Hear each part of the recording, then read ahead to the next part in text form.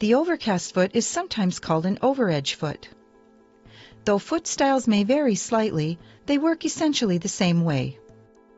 This foot is used to add a seam finish at the edge of a seam allowance. It can also be used to sew a seam while at the same time sewing an edge finish.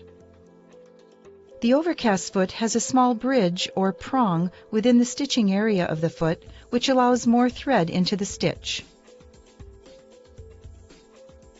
There is also an extension at the front for guiding the edge of the fabric for sewing seams or seam finishes. To sew a seam finish, guide the fabric along the extension at the front of the foot so that the right swing of the needle goes just off the raw edge of the fabric. You can use a zigzag, multi-stitch zigzag, or an overedge stitch. Sewing seam finishes is easier if done before sewing the seam itself.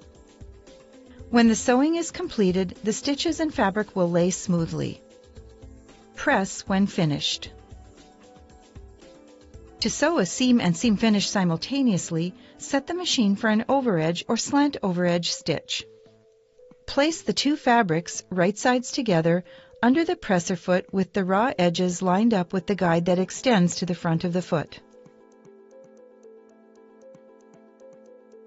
Sew the seam.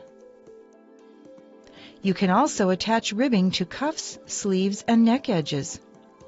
Align the raw edges of the ribbing with the raw edge of the main fabric. Place them together along the edge of the presser foot. Stitch using an overedge or slant overedge stitch. Simply stretch the rib as you sew.